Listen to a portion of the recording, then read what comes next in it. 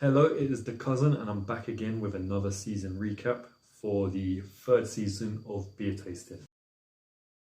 I get a kick out of brew. So you can see the 5 beers that I've done this season. A pretty interesting range of beers, but looking at the scores which I've got on my scorecard, which is literally written on the back of a Band-Aid box because low budget, but I'm quite creative with this. It was a pretty average round. Like, the scores did not really cover much of the spectrum.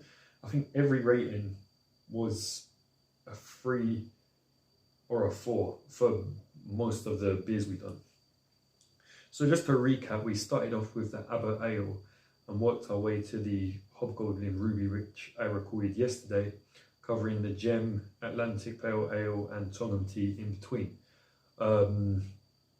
The Abbot Ale was a 4 all around. It got a 4 on design, it got a 4 on taste, and it got a 4 overall. So that's what you would call a good beer, like a great beer. Yeah, definitely would recommend 4. The Gem got a 3 on design, a low scoring 4 on taste, and a 3.5 overall. I actually thought it would get a higher rating for some reason, but yeah, its design wasn't the strongest in my opinion. I already said it looked like a kid's book, and its taste for some reason was a low scoring 4.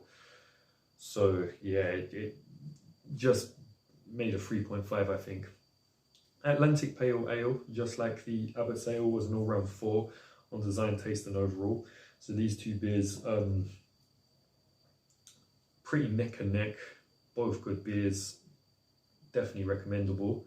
And then we had the Tongham Tea, which I knew from the start was going to be bad. That was a 3 on design and then a 2 on taste and overall. I mean, its design is, I'd say, maybe 3 was being a bit harsh, but it's just not a beer you want to be recommending people. I think that's the worst one I've had on this channel. I think it was even worse than the Milk Stout. The only other one I remember that wasn't nice in terms of taste as well was the Old Thumper, which I believe got a 2. Similar rating to the tea actually.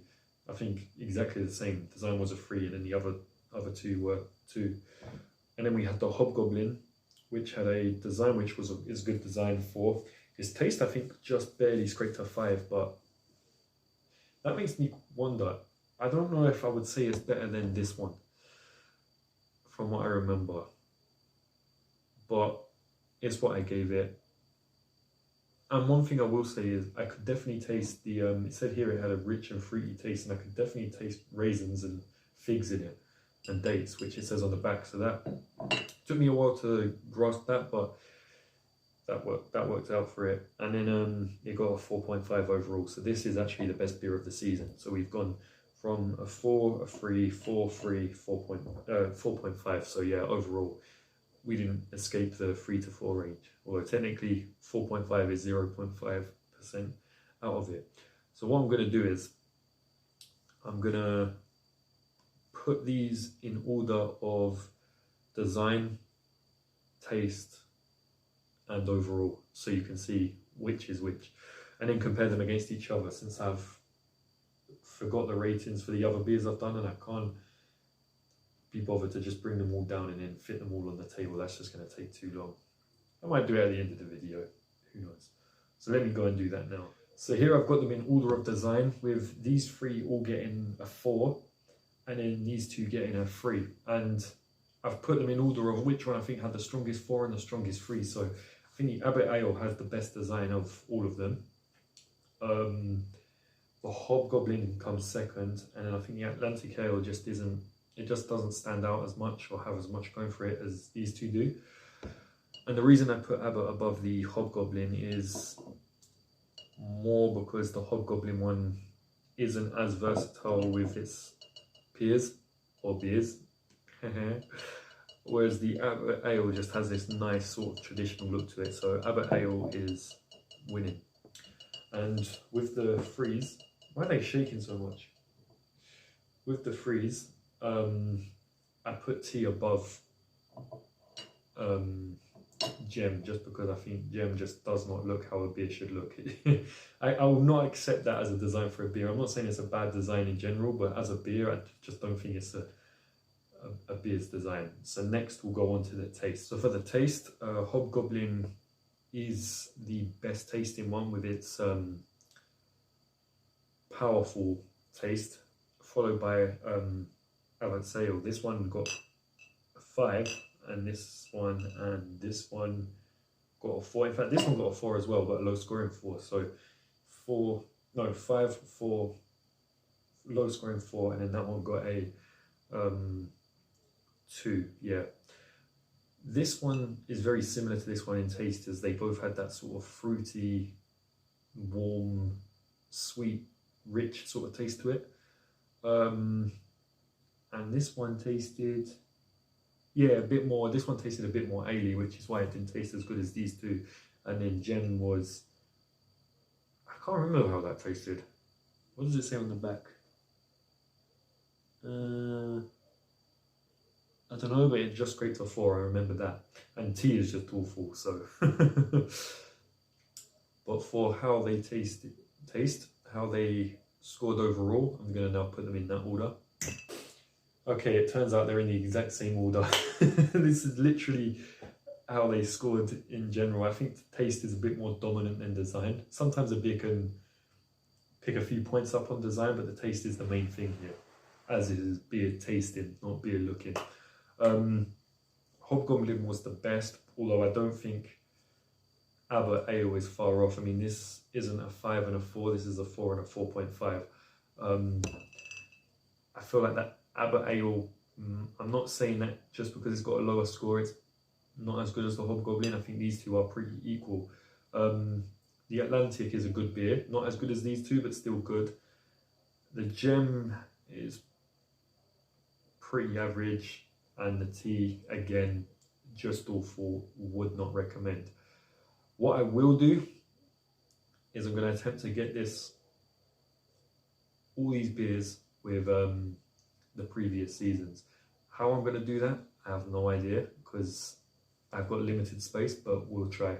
So as you can see here, these are the 15 beers I've done for the past 3 seasons. And damn, when you look at it like that, that looks like a lot. The beers we've done this season are the Hobgoblin Ruby beer here, which got a 4.5. The Abbot Ale here, which got a 4. The Atlantic's Pale Ale, which got a 4. Gem, which got a 3.5. And then Tea, which is our lowest scoring beer, with a 2. So it does look pretty diverse now. Now that we've split them all up in their rankings within the beers we've done. The Bombardier is still currently the best beer. These are the highest scoring 5s. Was that number 5? No, that was a 4.9.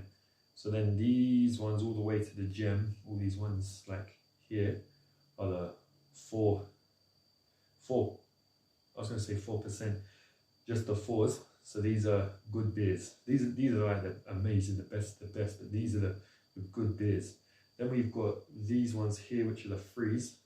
Was Old for a 3 or a 2? I'm gonna put that half and half. These are the okay, but I'm not sure if I recommend, although this one I'm gonna have to do soon with my cousin. And then these two down here are the 2s that don't even bother with them. So overall, I'd say it's been a pretty good season. I mean, had some good beers. The Hobgoblin and the Abbot's Ale was really nice. The Atlantic one was a pretty good beer. But the tea, yeah. So I hope you've enjoyed. I've definitely enjoyed filming this series, although on some episodes I was fucking tired. Even now it's like 11. And that's why it's not light outside and I'm getting natural lighting like I do sometimes. So yeah, I hope you've enjoyed. Please like, subscribe, share, pick up, I wouldn't say one of these beers, I'd say pick up anything from my hand onwards. and enjoy some of these beers.